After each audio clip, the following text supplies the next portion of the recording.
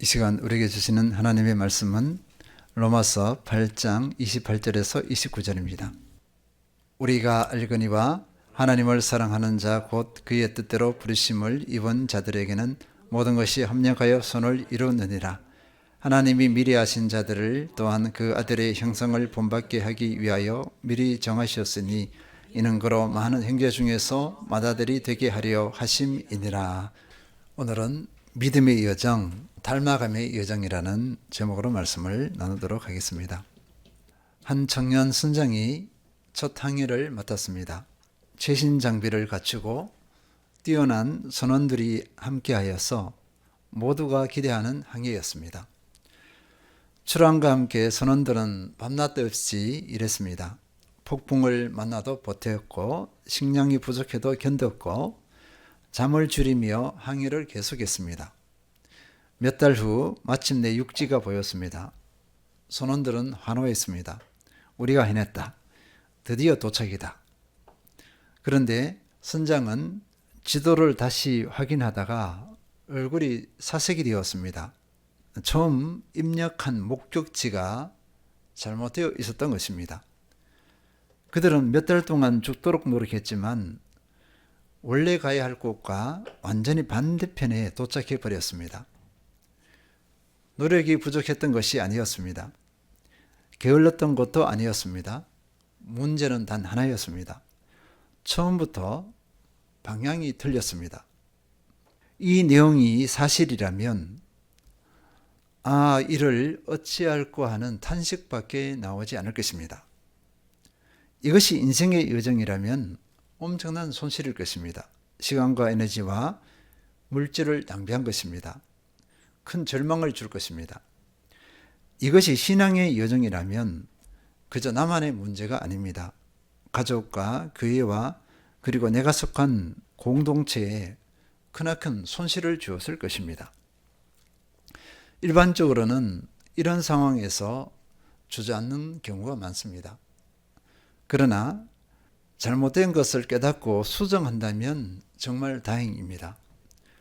잃어버린 시간이 있지만 아직 남은 시간, 남은 믿음의 여정이 있기 때문입니다.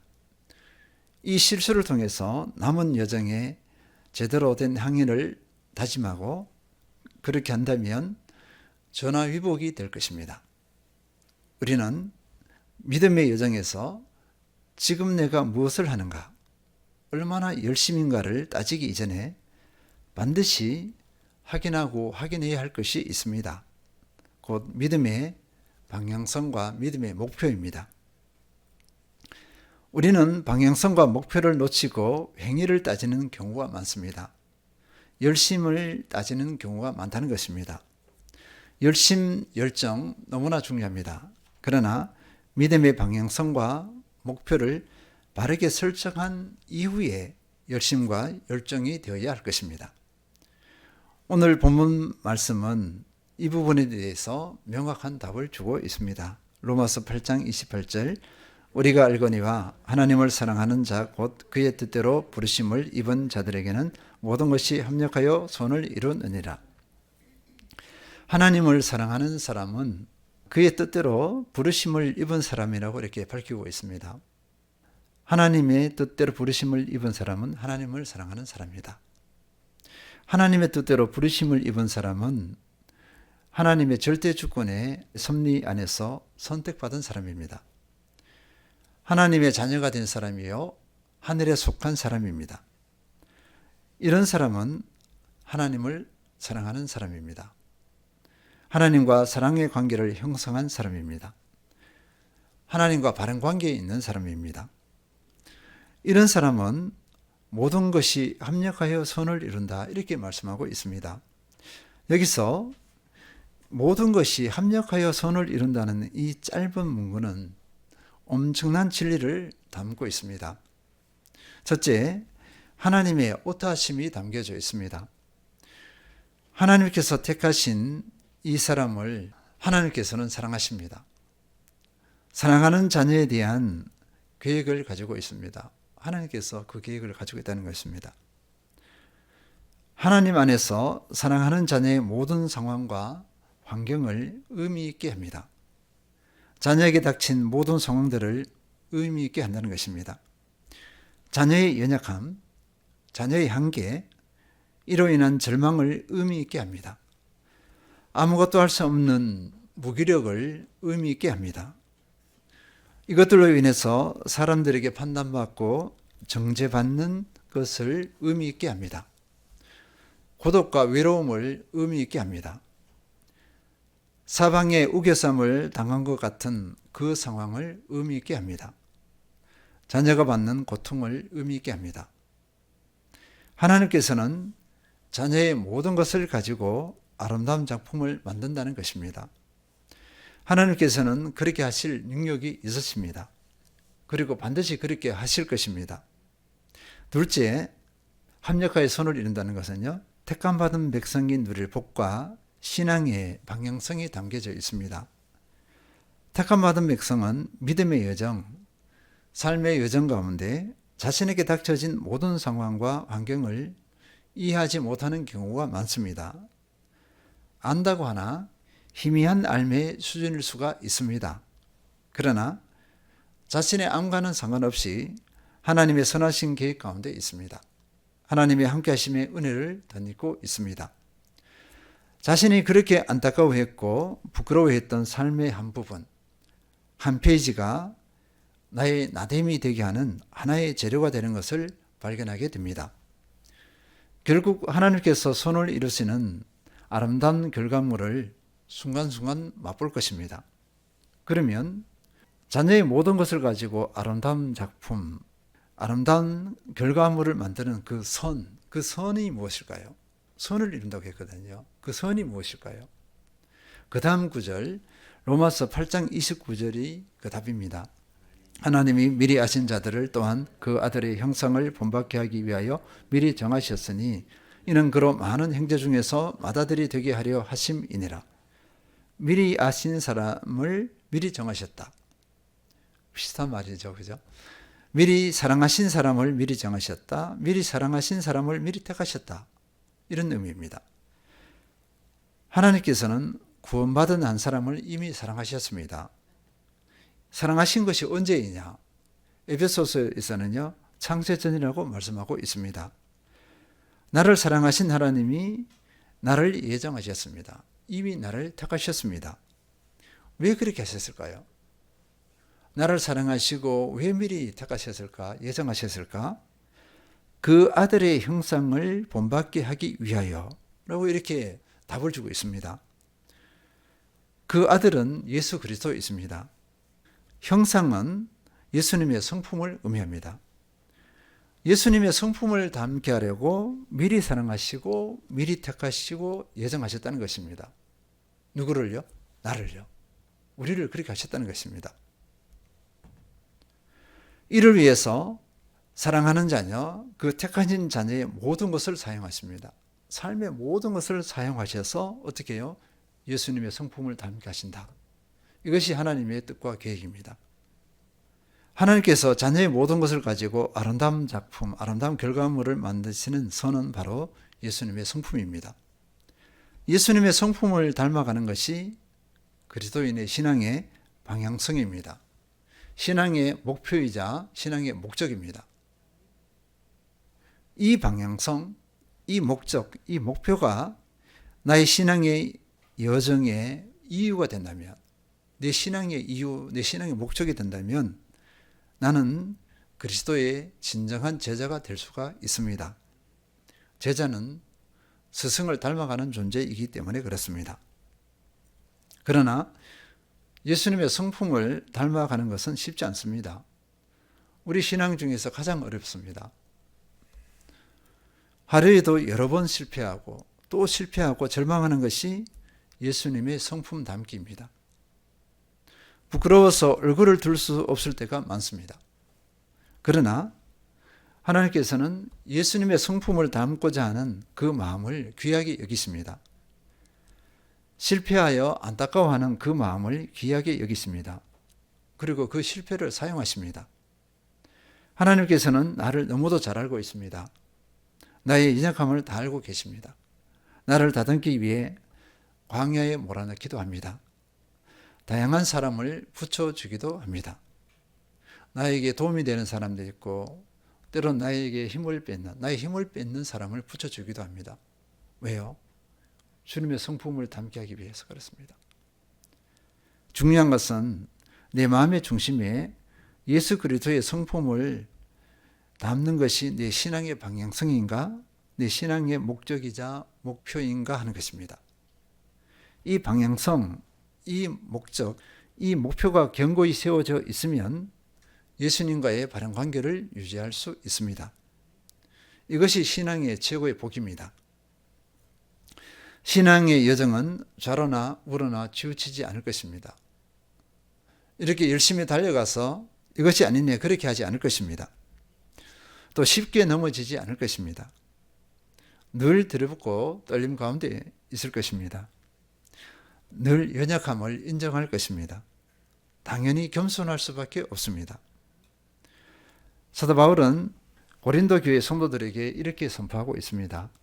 고린도전서 11장 1절 내가 그리스도를 본받는 자 된 것 같이 너희는 나를 본받으라. 나를 본받으라. 쉬운 말이 아닙니다. 누가 이런 말을 함부로 할 수 있겠습니까? 사도 바울이 교만해서 이런 말을 한 것이 아닙니다. 사도 바울은 이렇게 선포한 부분에서 조건을 달았습니다. 내가 그리스도를 본받는 자 된 것 같이 이 조건을 달았습니다. 내가 예수님의 삶을 본받은 부분이라는 이 전제를 달고 있습니다. 내가 예수 그리스도를 닮은 부분, 이 부분을 닮아라 이렇게 했어요. 자신의 전체를 닮아라 하지 않고 내가 예수 그리스도를 닮은 부분이 여러분의 눈에 보이면 닮으십시오. 이렇게 한 거예요. 나를 닮으라는 것은 예수 그리스도를 닮으라는 것입니다. 주님같이 되기를 사모하고 힘쓰며 순종하고 살아온 사도 바울의 진심 어린 고백입니다. 베이직 교회 청년들의 간절한 소망의 질문이 아직도 생생합니다. 어떻게 하면 예수님을 제대로 닮아갈 수 있을까요? 참 건강한 그리스도의 젊은이들이었습니다.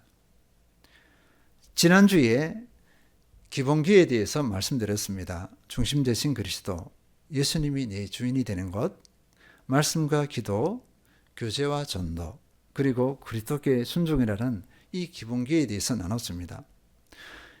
이 기본기를 왜 그렇게 강조했겠습니까? 이 기본기를 왜 매일의 삶에서 실천해야 된다고 이렇게 강조하고 저도 실천하기를 몸부림쳤습니까? 예수 그리스도의 성품을 담기 위해서 그런 것입니다. 베이직은, 기본기는 예수 그리스도의 성품을 담기 위한 도구입니다. 도구. 기본기의 결과는 반드시 예수 그리스도를 닮음이 되어야 합니다. 그 어떤 것도 되어서는 안 됩니다. 이 결과로서 예수 그리스도 닮음의 이 결과로서 기본기를 평가하는 것이 옳은 평가입니다.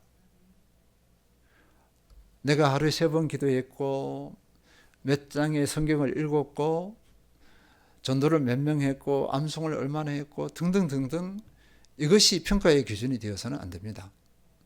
이것은 기본기를 놓치지 않기 위해서 하는 도구로 사용해야 됩니다. 이 자체가 목표 내지 목적이 되어서는 안 됩니다. 제가 베이직 교회 청년에게 기본기의 깊이를 다하라고 답을 해주었던 기억이 있습니다. 말씀과 기도가 예수님과의 인격적인 교제가 되고 깊은 교제 가운데 나아가라. 이렇게 권면한 것입니다. 신앙의 행위, 때우기식이 되지 않도록 하라. 이렇게 권고했습니다. 우리가 많이 들었고 알고 있는 말들이 있습니다. 생각을 조심하라. 그것은 곧 너의 말이 된다. 말을 조심하라. 그것은 곧 너의 행동이 된다. 행동을 조심하라. 그것은 곧 너의 습관이 된다. 습관을 조심하라. 그것은 곧 너의 인격이 된다. 인격을 조심하라. 그것은 곧 너의 운명이 된다. 마지막으로 태도를 조심하라.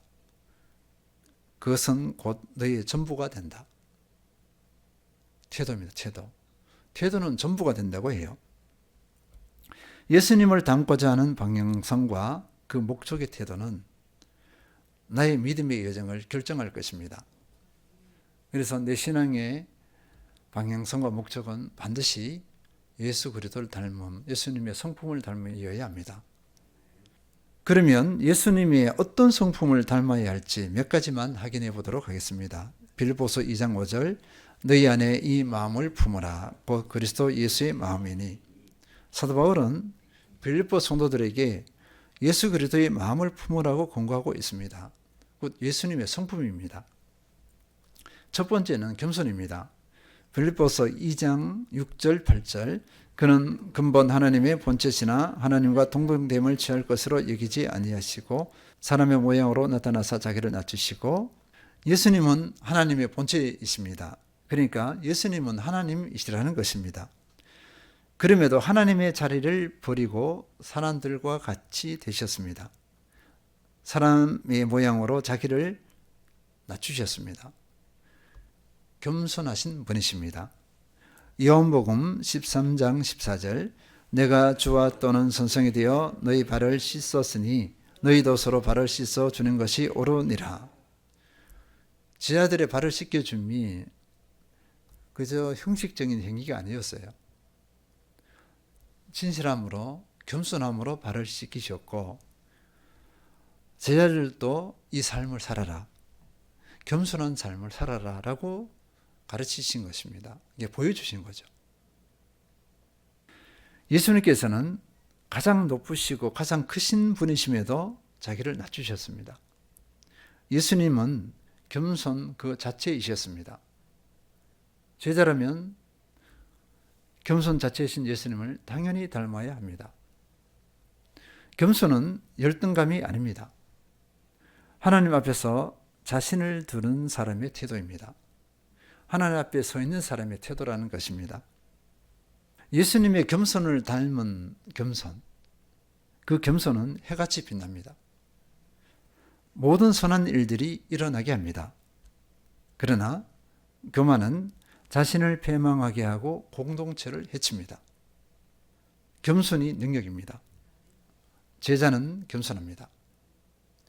제가 목회자로서 이제 성도님들과의 관계 가운데서 다른 거는 뭐든지 이렇게 웃고 수용과 받고 하는데 이 교만 앞에서는 제가 가만히 있지 않아요. 왜냐하면 우리의 관계도 해치죠. 하나님과의 관계도 해치죠. 공동체도 해치죠. 반드시 이 결과가 오기 때문에 그렇습니다. 이 부분에 있어서는 제가 되게 예민하고 냉철합니다. 예수님의 겸손을 담고 예수님의 겸손을 유지하기 위해서는 매일 매순간 영적 전쟁에 임해야 할 것입니다. 두려움과 떨림으로 주님 앞에 서야 할 것입니다. 두 번째는 순종입니다. 빌립보서 2장 7절, 오히려 자기를 비워 종의 형체를 가지사 사람들과 같이 되셨고. 자기를 비워 종의 형체를 가지셨다 했습니다. 이게 무슨 뜻일까요? 하나님께 순종하는 종이 되었다는 것입니다. 예수님께서는 하나님께 순종하셨어요. 예수님은 순종의 존재였습니다. 요한복음 4장 34절, 예수께서 이르시되 나의 양식은 나를 보내신 이의 뜻을 행하며 그의 일을 온전히 이루는 이것이니라. 예수님께서는 나의 양식은 하나님의 뜻을 행하고 하나님의 일을 온전히 이루는 것이라, 이렇게 제자들에게 말씀하고 있습니다. 양식은 생명을 유지하는데 꼭 필요한 것입니다. 필수 요소예요. 먹지 않으면 우리는 생명을 유지할 수 없습니다. 예수님께서 왜 양식을 비유로 들었을까요? 순종하는 것이 예수님의 삶의 원동력이기 때문에 그렇습니다. 예수님도 삶의 원동력은 순종이다, 이렇게 말씀하고 있어요. 요한복음 17장 4절, 아버지께서 내게 하라고 주신 일을 내가 이루어 아버지를 이 세상에서 영화롭게 하였사오니. 예수님께서는 자기가 순종의 사람으로 이 땅에 왔다고 이렇게 말씀하셨습니다. 이 말씀하신 대로 살아계실 때 하나님께서 하라고 하신 일들을 순종하여서 다 이뤘습니다. 그 내용의 핵심은요, 생명을 살리고 세우는 것입니다. 이 순종으로 하나님을 영화롭게 했다고 이렇게 고백하고 있어요. 순종으로 하나님을 높여드렸다, 이렇게 고백한 것입니다. 그리고 마지막 단계에 직면했습니다. 그것이 무엇일까요? 십자가입니다. 십자가 앞에서 이렇게 응답했습니다. 빌립보서 2장 8절 사람의 모양으로 나타나사 자기를 낮추시고 죽기까지 복종하셨으니 곧 십자가에 죽으심이라. 죽기까지 복종하셨다. 십자가를 거부하지 않으셨습니다. 하나님이신데 십자가를 진다, 성립이 안 됩니다. 어불성설이에요. 그럼에도 불구하고 예수님께서는 하나님의 뜻에 순종하여서 십자가를 지셨습니다. 예수님의 이 순종으로 지금 우리가 이 자리에 있습니다. 그리고 우리는 예수님을 닮는 것을 삶의 목표로 삼고 삶을 살아가고 있습니다. 나의 인생에서 엄청난 큰 사건이에요. 카이로스적인 사건입니다. 집사님께서 기도할 때 카이로스라고 하셨는데요.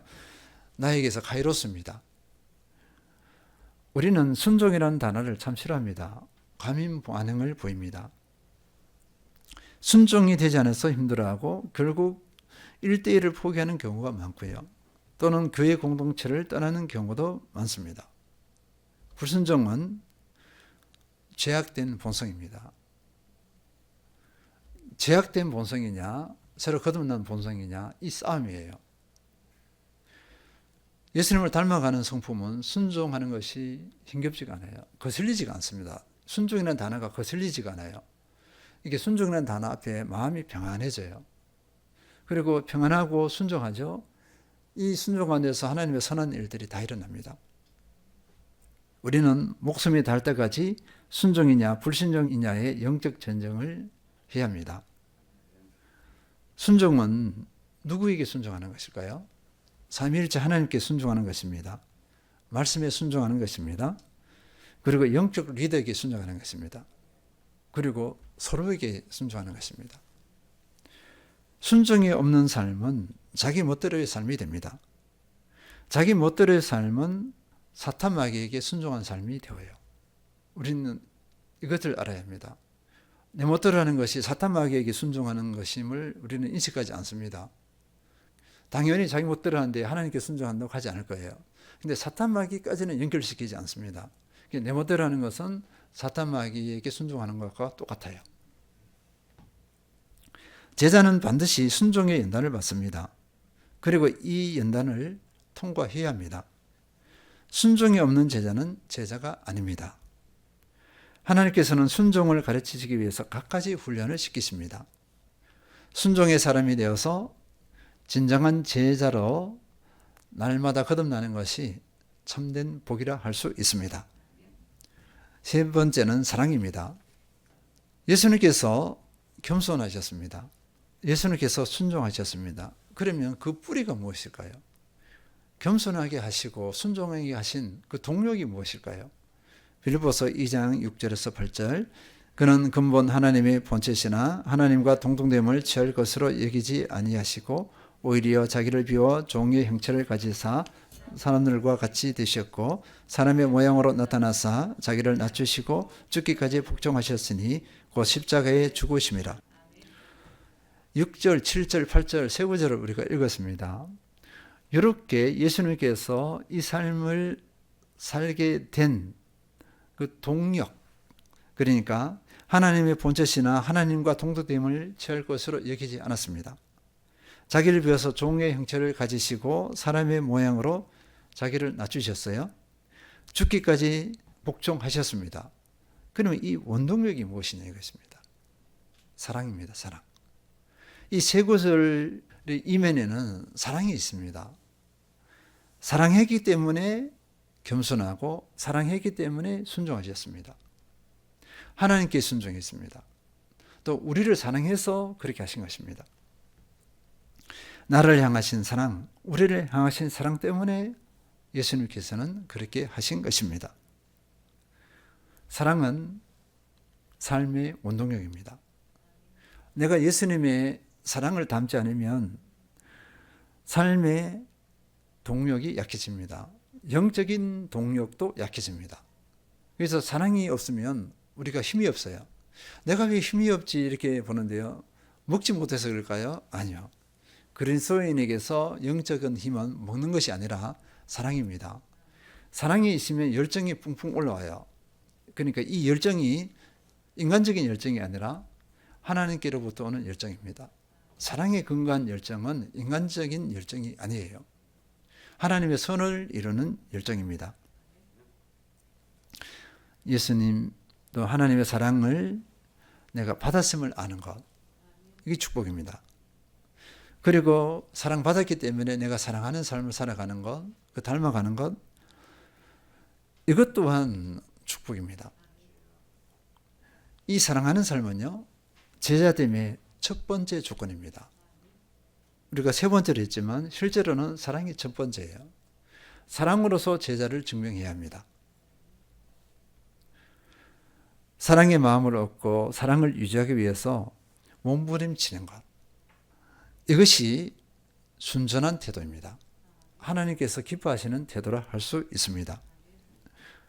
사랑에 승리하여서 제자됨을 제대로 증명하는 우리 모두가 되어야 될 줄 믿습니다.